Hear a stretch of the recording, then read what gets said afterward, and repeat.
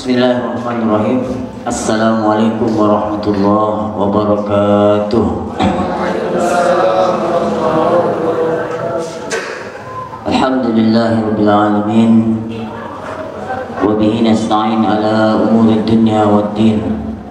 Wassalatu wassalamu ala sayyidina wa maulana Muhammadin wa ala alihi wa ashabihi ajma'in, amma ba'du. Yang sama-sama kita muliakan Ahlul Bait sekeluarga. Alhamdulillah pada sore ini kita dapat berkumpul melanjutkan kajian rutin kita, itu kajian rutin Bagan Batu Hijrah. Juga yang kami muliakan seluruh pengurus BPH, pengurus harian beserta seluruh jajaran pengurus. Mudah-mudahan kita senantiasa diberikan keistiqomahan dalam menghadiri majlis ilmu agama. Para ikhwan dan akhwat, terkhusus yang hadir di majlis ini maupun yang ikut di online atau menyaksikan dari jauh, mudah-mudahan kita semua mendapat rahmat dari Allah Subhanahu wa taala. Amin ya rabbal alamin. Para ikhwan dan akhwat yang saya muliakan, alhamdulillah kajian bab nikah sudah bisa dikatakan tamat ya. Tinggal beberapa bab lagi. Kemarin terakhir bab hadwanah juga kita bahas. Cuman yang mau nikah baru satu orang, Bang Amran ya. Bang Jil nyusul lah ya. Insyaallah nanti kita lanjutkan lagi sampai tuntas ya kajian bab nikah ini. Sore ini insyaallah kita akan kaji bab muamalah, karena saya tengok ikhwan-ikhwan kita banyak yang berkecimpung dalam muamalah ya. Maka wajib juga kita mempelajari bab muamalah ini ketika kita mau berkecimpung di dalamnya. Nah, muamalah itu apa? Nah, inilah yang mau kita kaji pada sore ini. Muamalah ini secara bahasa ya, itu artinya ma yata'attan nas ba'dahu bi ba'din ya, artinya apa saja yang dilakukan antara sesama manusia satu dengan lainnya. Maksudnya apa?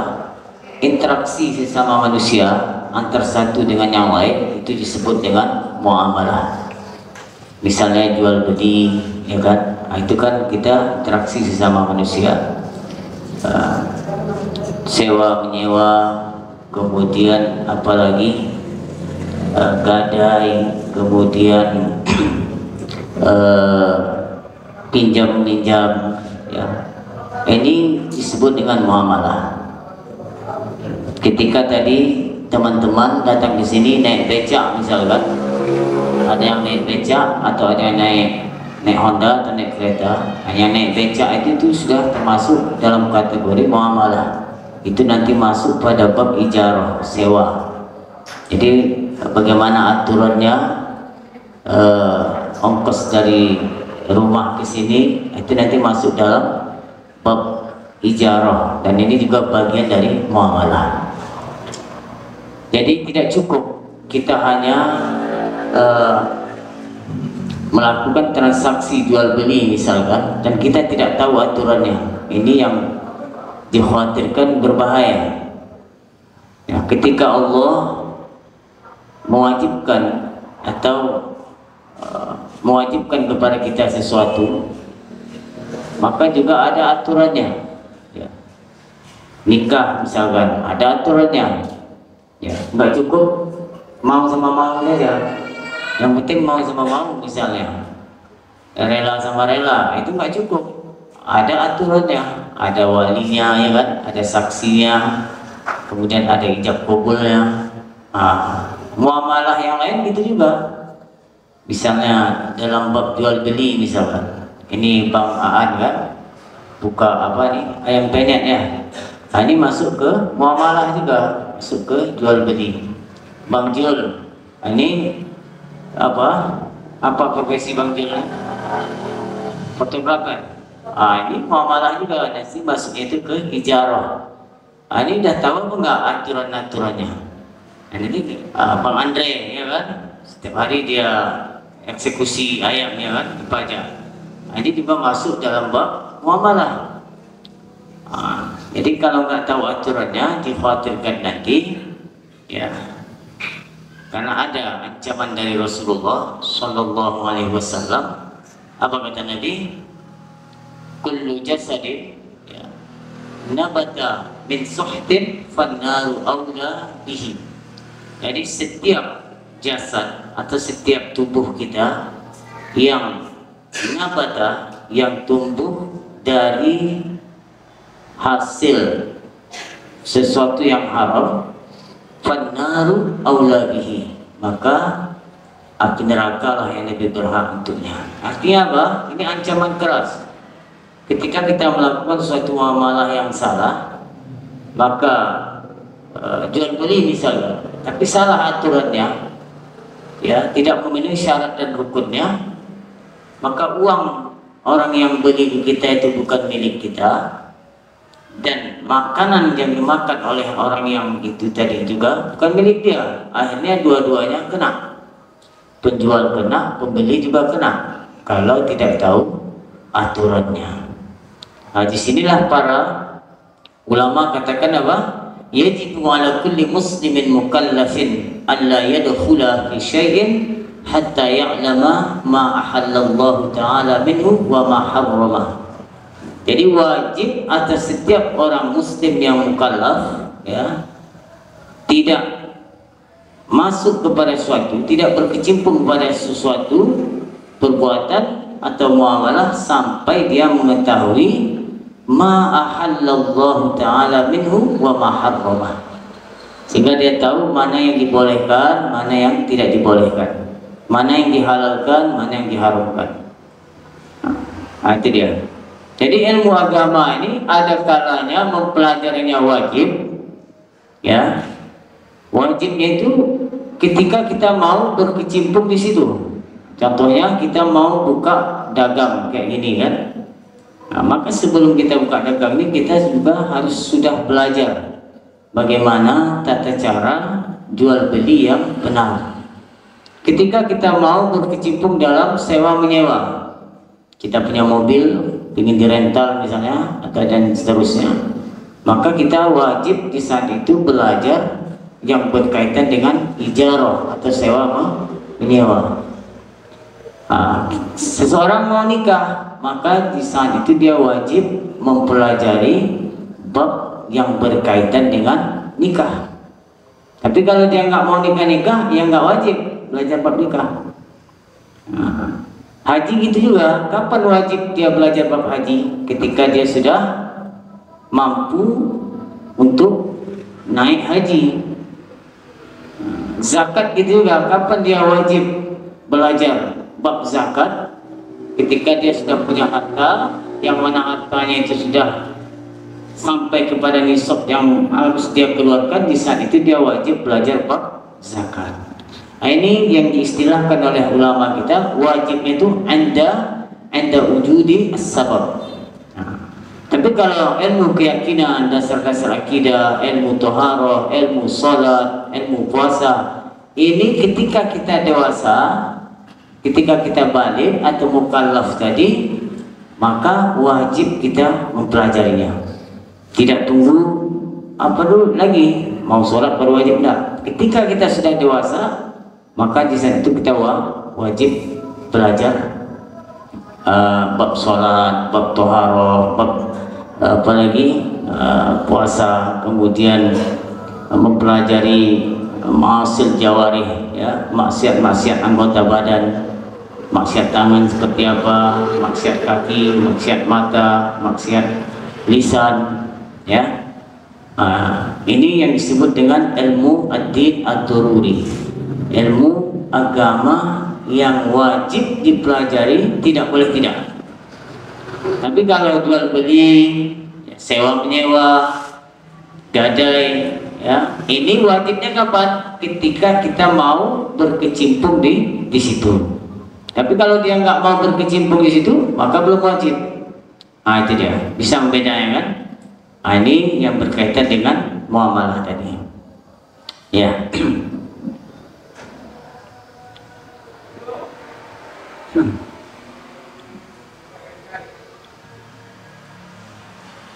Ya, di dalam Al-Quran Allah sebutkan, wa ahallallahu al-bay'a wa harrama riba. Allah menghalalkan jual beli dan mengharamkan riba. Dalam ayat ini kalau kita tengok, ya, kalau kita perhatikan, kalimat al-bai' itu pakai alif lam atau yang disebut dalam ilmu nahwunya al-ta'rif, ya, al-ma'rifah. Ini maksudnya apa? Tidak semua jual beli itu dihalalkan. Ya. Jual beli yang dihalalkan yang mana? Yang memenuhi syarat dan rukunnya. Berarti ada jual beli yang tidak dihalalkan. Makanya dia pakai al. Wa ahallallahu al-bai'a. Al-nya itu, ya, itu sudah diketahui, ya. Artinya apa? Yang dimaksud di situ adalah yang Allah halalkan itu jual beli yang memenuhi syarat. Itu. Jadi walaupun nggak disebutkan di situ jual beli yang memenuhi syarat dalam ayat itu, kalau kita sudah belajar ilmu nahwu, ya, di situ sudah mengandung bahwa yang dimaksud jual beli yang dihalalkan Allah adalah jual beli alladzi istawfas syurut, yang memenuhi syarat-syaratnya. Misalnya dalam bahasa kita, ya, ketika dikatakan datang al-ustad, ja'a al-ustadu misalnya, pakai al. Itu walaupun nggak disebutkan nama saya, itu nggak perlu lagi karena sudah tahu, ya, sudah maklum.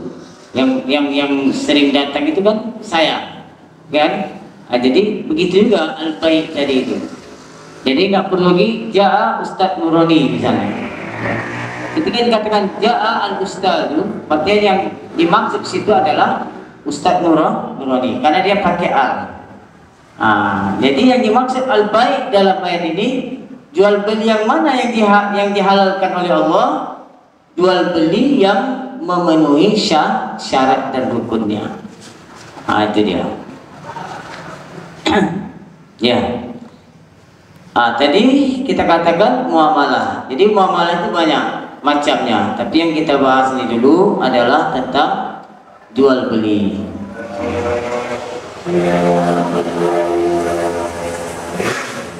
Nah, apa itu jual beli? Apa huwal bai'? Apa pengertian atau definisi al-bai'? Di sini disebutkan al-bai'u lughatan muqabalatu syai'in bi syai'in. Artinya menukar sesuatu dengan sesuatu. Itu secara bahasa. Jadi menukar sesuatu dengan sesuatu itu sudah dikatakan al-bai' dalam pengertian secara bahasa. Wa syar'an, sedangkan menurut syara' aqdu mu'awadatin maliyatin tufidu milka 'ainin aw manfa'atin 'ala ta'didi. Secara syara', ya, al-bai' artinya apa? Aqdu, suatu akad, mu'awadatin maliyatin, suatu akad yang di situ ada pertukaran harta, maliyah, tufidu yang berfaedah, milka ainin, ya, memiliki benda atau memiliki harta, atau manfaatin, atau memiliki manfaat, ada ta'did untuk selama-lamanya. Ini pengertian baik. Jadi tadi apa? Akad, berarti ada akadnya. Yang mana akad itu nanti penukaran harta. Seperti uang ditukar dengan makanan, uang ditukar dengan ayam. Ya, saya beli ayam berarti pakai uang. Nah, itu tukar muqabalah. Atau nasi, atau minuman dan seterusnya. Nah, itu yang dikatakan baik. Nah, baik ini ya, ada syaratnya dan ada rukunnya. Nah, syaratnya apa? Syarat al-bai' itu apa saja? Rukunnya apa saja? Nah, itu yang perlu kita pahami, ya. Rukunnya itu yang pertama aqidani, artinya dua orang yang melakukan akad. Aqidani artinya dua orang yang melakukan akad. Berarti ada penjual, ada pembeli. Nah, itu rukunnya. Jadi kalau ada pembeli tak ada penjual, gimana, sah apa enggak? Nah, karena enggak memenuhi rukunnya. Nah, misalnya apa? Yang sekarang ini kan dengan canggihnya zaman sekarang yang pakai kartu itu, ya, jadi dia masuk kartu, dia ingin apa, teh botol misalkan, tak tahu keluar lagi teh botol. Nah, itu gimana jual beli seperti itu? Pembelinya ada, tapi penjualnya nggak ada. Ya, penjualnya nggak ada itu. Yang ada apa itu? Kulkasnya, tempat minuman atau makanan itu. Nah, bagaimana pula dengan jual beli secara online nanti? Nah, online itu gimana pula? Kamu beli tapi nggak nampak orangnya kan? Tahu-tahu besok datang barangnya. Nah, ini kan harus dipahami. Nah, ketika ada seperti itu, bagaimana solusinya? Ya, jadi agama kita ini, agama Islam ini, ketika tidak membolehkan, ada solusinya. Ya, tetapi tidak semua orang yang memahaminya. Ya, kecuali dia sudah belajar. Maka itulah pentingnya kita ngaji. Itu rukun pertama, dua orang yang berakad. Yang kedua, ma'qudun alaih. Apa yang dimaksud ma'qudun alaih? Barang yang diakad. Ya. Ma'qud, barang yang diakadi. Misalnya kopi. Nah, berarti yang dalam istilahnya disebut ma'qud. Maka ma'qudun alaih ini as-taman wal musman, artinya barang yang dihargai dan taman, harga. Jadi ini kita katakan ma'qud, kopi ini. Nah, nanti kopi ini punya harga. Berapa harga satu cangkir kopi? 10.000. Nah, jadi 10.000 ini disebut saman dan kopi ini disebut al-musman. Apa? Barang yang diharga tadi. Ini rukun yang kedua. Terus yang ketiga sighah. Ada ijab dan qabul. Jadi bukan nikah aja pakai ijab dan qabul, jual beli juga ada. Nah, tapi kan kita mau nikah baru memperhatikan ijab qabulnya, ya kan? Kalau jual beli nggak diperhatikan ijab qabulnya. Nah, padahal dalam mazhab Imam Syafi'i, ijab qabul itu merupakan rukun. Nah, ijab qabul itu seperti apa? Seperti pembeli katakan saya beli, ya, saya beli ayam geprek ini dengan harga 15.000 misalnya. Terus penjual mengatakan saya jual. Atau sebaliknya, dua-duanya boleh dulu. Atau penjual mengatakan saya jual ayam geprek ini sama Andre 15.000. Terus Andre beli, saya beli. Nah, itu namanya ijab qabul. Kalau dalam nikah gimana? Hah? Dalam nikah mana Muhammad? Muhammad dah mulai ngapal itu. Kalau itu hafal itu, ya. Setiap malam menghafalnya. Saya terima nikahnya, ya, dengan mas kawin atau dengan mahar 1 kilo emas misalnya kan. Itu yang disebut dengan ijab kabul. Nah, dalam jual beli ada juga namanya ijab kabul. Itulah tadi penjual mengatakan saya jual ini apa barang ini atau makanan ini, kue atau makanan dengan harga sekian. Nah, dalam mazhab Syafi'i ini harus disebutkan. Nah, tetapi kebanyakan kita sekarang kan tidak disebutkan. Udah beli, udah kasih duit, ambil barang, langsung pergi. Iya kan?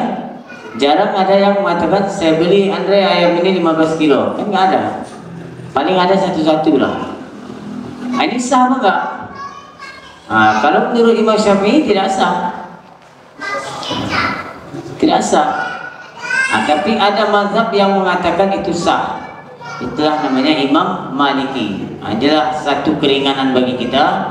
Seandainya pembeli dan penjual tidak mengatakan sirah atau ijab kabul tadi, maka itu dianggap sah. Tapi bukan dalam mazhab Syafi'i, tapi mazhab apa?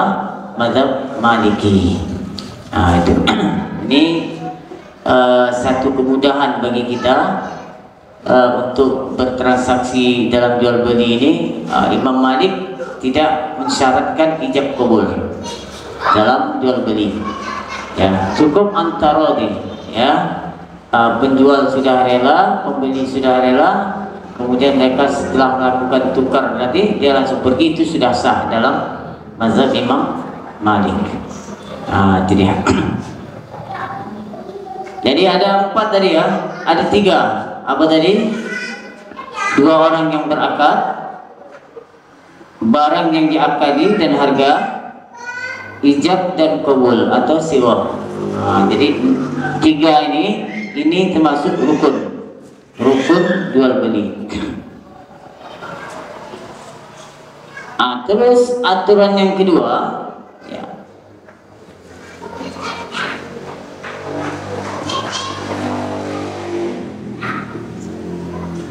Syarat dalam jual beli ini, dalam barang yang dijual, wa ishtaratu fil mabi' an yakuna muntafa'an bihi. Pertama, baru sah ya, barang itu dijual kalau dia mempunyai manfaat, ada manfaatnya. Manfaat yang dimaksud di sini apa? Manfaat yang mu'tabarah, yang dianggap menurut syarak. Bukan menurut para ahli pakar, tidak, tapi yang dianggap manfaat, yang dianggap sih manfaat menurut syarak. Misalnya semut itu menurut syarak nggak ada manfaatnya, maka jual beli semut itu tidak sah. Walaupun menurut ahli kedokteran misalkan, semut ini banyak manfaatnya, misalnya bisa jadi obat ini misalnya kan. Tapi yang ditengok bukan menurut ahli, tetapi menurut syarak. Begitu juga disebutkan di sini sesuatu yang tidak ada manfaatnya, baik secara hissi maupun syar'i. Ya, kal khubus al muhtariq, ya, seperti roti yang hangus. Roti yang hangus ini juga tidak sah dijual belikan karena menurut syarak tidak ada manfaatnya, walaupun menurut kita ada manfaatnya. Ya, seandainya roti yang hangus itu ada manfaatnya, entah untuk kasih ikan makan ya, atau misalnya kasih ayam misalnya. Tapi yang jadi patokan itu, yang jadi pegangan kita itu menurut syarak. Kalau syarak mengatakan ini tidak ada manfaatnya, maka itu tidak sah diperjualbelikan. Jadi syarat pertama apa? Wa ishtaratu fil mabi' an yakuna muntafa'an. Dia harus sesuatu yang ada manfaatnya. Ya.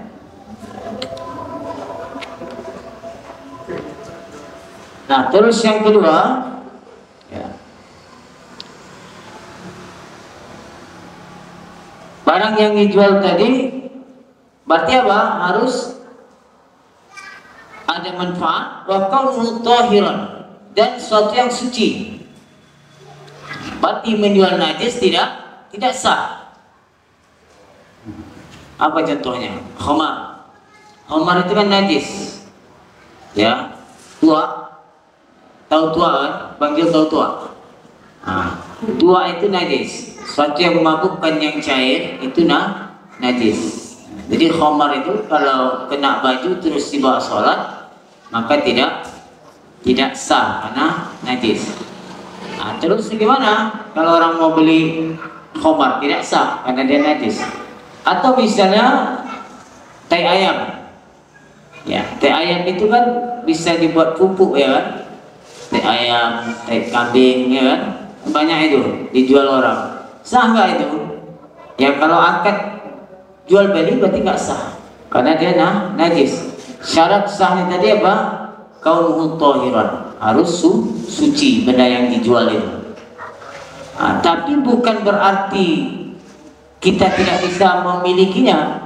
Bisa, tapi caranya bukan dengan cara jual beli. Nah, misalnya saya butuh tai ayam 2 karung, ya untuk pupuk misalnya kan. Nah, Bang Jul punya tai ayam 2 karung. Nah, terus saya tidak bisa saya katakan saya beli tai ayam Bang Jul 2 karung. Ya, itu tidak sah kalau seperti itu. Tapi bagaimana? Nah, di sini ada solusinya. Solusinya dengan tabarru namanya. Tabarru itu saling merelakan. Jadi Bang Jul kasih, dia nggak jual, tapi saya kasih, kita panggil Ustadz, saya kasih 2 karung tai ayam ini untuk Ustadz. Udah, kemudian Ustadz kasih dia uang 100.000. Itu nggak apa-apa. Tapi kalau akad beli itu tidak sah. Kenapa perlu seperti ini? Supaya apa tadi transaksinya benar. Nah, kan itu sama dengan beli darah. Darah itu kan najis. Nah, kita butuh darah ya kan?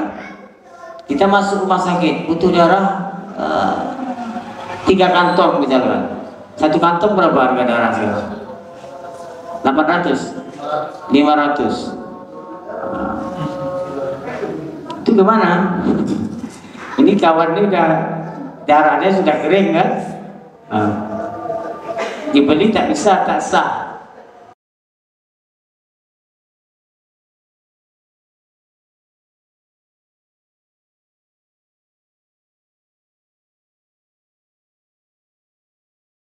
Bagaimana? Ya darah kan hukumnya najis, berarti tidak sah dijual belikan. Ya. Karena syaratnya sah tadi apa? Kaunuhu tahiran. Dia harus sebenda, sesuatu atau barang yang suci. Nah, terus kalau kita butuh darah nih, ya. Nah, caranya kita bukan beli darahnya, tapi kita beli kantongnya. Kita bilang ke petugas yang di rumah sakit itu, kami beli kantong dan benda atau darah di dalam itu kita miliki atau minta keriduannya. Jadi walaupun harga kantongnya itu sama harganya 500.000 dengan darah tadi, atau dengan cara tabaruk tadi, saling memberi. Pokoknya kasih saya darah itu 3 kantong, saya kasih kamu uang 150.000 misalnya. Jadi dia tidak pakai akad jual beli. Nah, ini solusinya seperti itu. Ya. Au yumkin tathiruhu bil ghusl, atau misalnya sesuatu yang mutanajis yang memang bisa disucikan, itu maka boleh juga dijual, dibeli. Ya, apa misalnya ular, ya, ular itu kulitnya itu kan bisa disucikan, kulitnya bukan dagingnya, kulitnya. Jadi kulitnya itu kalau mau dijual itu dibuka dulu, dikuliti dulu tuh ular, sama ya, dibersihkan sehingga tidak ada kotoran-kotoran yang lengket pada kulitnya lagi. Ya, caranya gimana? Melihat bahwa kulitnya itu sudah bersih, sudah suci, direndam ke air. Kalau memang air itu ketika diangkat tidak bau lagi, maka itu sudah dianggap tohir, ya, bersih, dia suci. Nah, maka boleh dijual. Kan kulit ular itu kan bisa buat sabuk ya kan, ikat pinggang, terus apa lagi, dompet, sepatu, macam-macam. Ada sepatu dari kulit buaya, ya, ikat pinggang, terus apa lagi, dompet, ya kan? Jadi caranya seperti itu. Tapi kalau ular ini hidupnya dijual, itu nggak bisa, ya, sama dengan menjual satu yang hutan najis.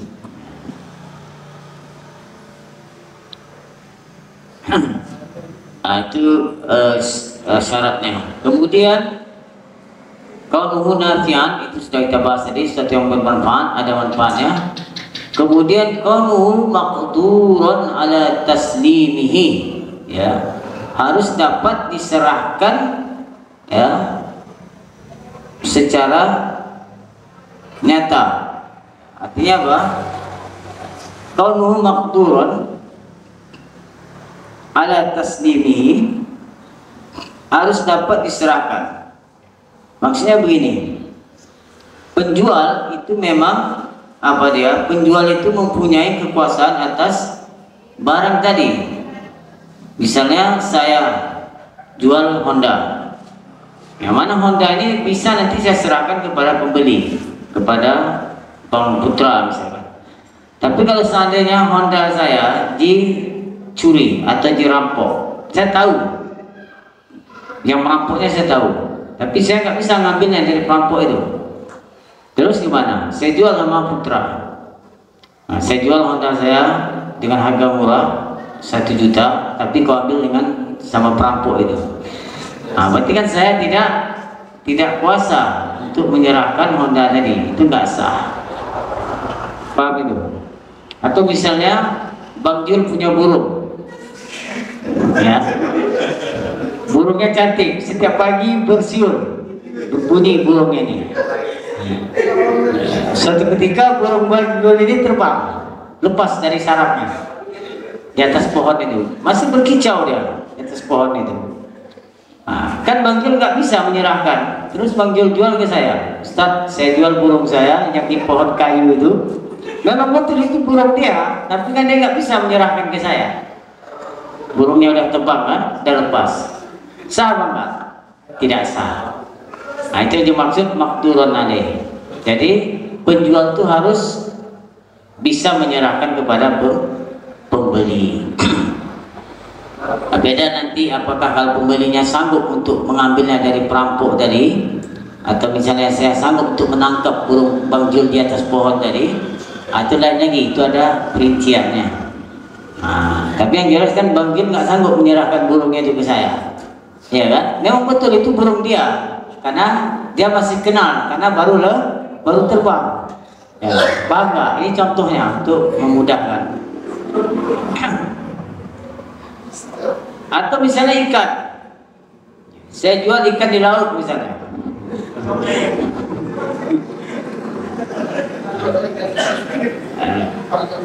Ya nggak sah. Udah itu termasuk nanti majhul. Ya, majhul apa artinya? Saya mau beli ikan sama Bang Jul, ya 3 kilo misalnya. Kata Bang Jul, ya saya jual Ustaz, tapi tangkap sendiri di laut misalnya. Atau Bang Andre, dia punya ayam banyak di kandang itu. Ya, ada orang mau beli ayam 5 kilo. Nah, terus dia bilang, saya jual ayam yang di kandang itu 5 kilo, tapi ayamnya enggak pasti. Kan banyak itu, ada ribuan ayam di kandang itu. Itu enggak sah. Makanya harus dipisahkan dulu. Dikeluarkan ayam seukuran 5 kilo tadi, baru di situ diakatkan. Atau misalnya dia penjual buah-buahan, ya dia bungkus di plastik banyak digantung di tokonya. Terus dia bilang dengan pembeli, saya jual salah satu salak yang ada tergantung ini. Itu nggak sah. Kenapa? Karena tidak maklum, itu majhul, tidak diketahui salak yang mana, ayam yang mana, ikan yang mana tadi. Nah, walaupun ikan itu di kolam dia, tapi caranya harus dikeluarkan dulu ikan itu baru dilakukan akad. Paham ya? Itu tadi.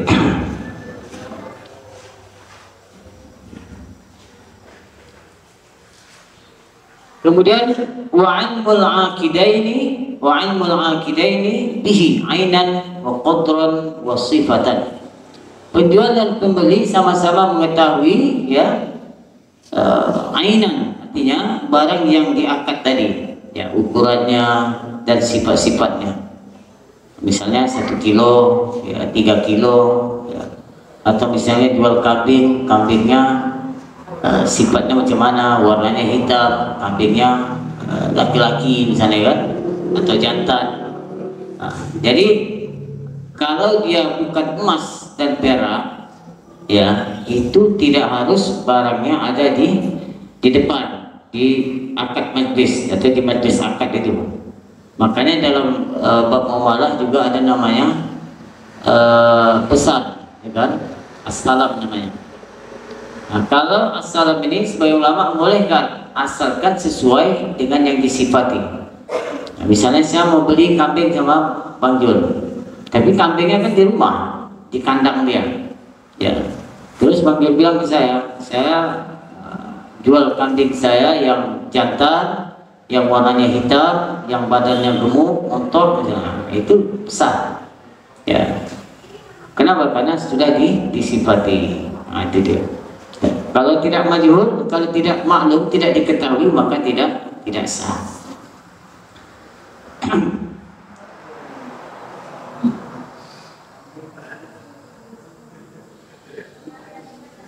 Ya, sampai sini bisa dipaham ya dalam bab jual beli. Kemudian ada satu catatan penting. Ada sebagian orang mengatakan kalau mengambil untung berlipat-lipat sampai 3 kali lipat katanya itu haram. Nah, ini tidak betul. Ya, ini tidak betul. Ya. Ini perlu diluruskan. Ya. Mengambil untung sebanyak apapun hukumnya boleh. Tapi ya, kita dianjurkan untuk mengambil untung itu sedikit. Jadi jangan dikatakan kalau ada orang ngambil untungnya banyak terus dikatakan ini haram, tidak boleh, maka itu tidak boleh seperti itu. Kenapa? Karena syara agama tidak mengharamkan. Jangan mengharamkan sesuatu yang tidak diharamkan oleh agama. Kenapa? Karena pada prinsipnya jual beli ini innamal bay'u an taradin. Jual beli ini adalah sama-sama mau. Kita kan nggak maksa. Kalau misalnya kopi di harganya 50.000, ya kan tidak dipaksa. Kalau mau beli ambil, kalau enggak ya tidak. Kan gitu. Nah, suatu ketika barang-barang di pasar Madinah itu melambung harganya, naik. Maka datang sahabat kepada Nabi ngadu, ya Rasulullah, sa'ir lana. Ya, jadi sahabat minta tentukan harga-harga barang di pasar itu. Terus Nabi katakan apa? Ya, yang maknanya Allah lah yang menjadikan atau yang merubah harga barang ini terkadang naik, terkadang turun. Jadi Nabi tidak mematok harga-harga yang ada di pasar itu. Nah, itu. Jadi kalau kamu seorang pedagang terus kamu jual mahal, ya itu hukumnya boleh-boleh saja. Ya, tapi nanti kalau orang nggak ada datang beli sama kamu, itu risiko kamu. Kenapa kau jual mahal gitu? Nah, tapi al-fuqaha, ulama fikih, ya para ulama tetap menganjurkan apa? Mengambil untung itu sedikit. Ini yang dianjurkan. Paham ya? Nah, terus ada lagi, ini yang perlu kita pahami. Ada istilahnya arbun. Arbun itu DP. Ya. Ada sekarang ini orang jual pakai DP. Misalnya mau beli handphone, bayar DP dulu 1 juta. Terus nanti kalau seandainya nggak jadi pembeli ini beli, maka DP itu habis. Nah, ini boleh apa enggak seperti ini? Nah, kan begitu. Nah, di sini ada berbeda pendapat. Ya.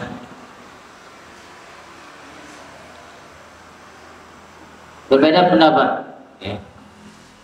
Menurut Imam Syafi'i, Imam Malik, Abu Hanifah mengatakan ya, itu tidak boleh, fasid.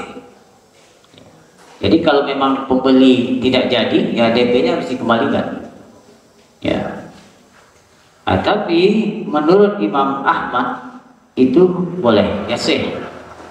Nah, tapi masyhur dalam mazhab yang 3 tadi, Imam Syafi'i, Malik dan Abu Hanifah itu tidak membolehkan. Artinya itu adalah akad yang fasid. Nah, Imam Ahmad membolehkan. Apa dalil Imam Ahmad? Karena ada riwayat bahwa Sayyidina Umar bin Khattab, ya, Sayyidina Umar pernah melakukan seperti itu.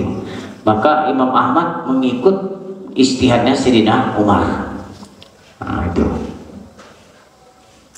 Kan ada sekarang ini seperti itu. Ya, DP kalau nggak jadi, DP nggak kembali lagi, habis. Nah, itu. Ya, ini beberapa fawaid yang kita pahami.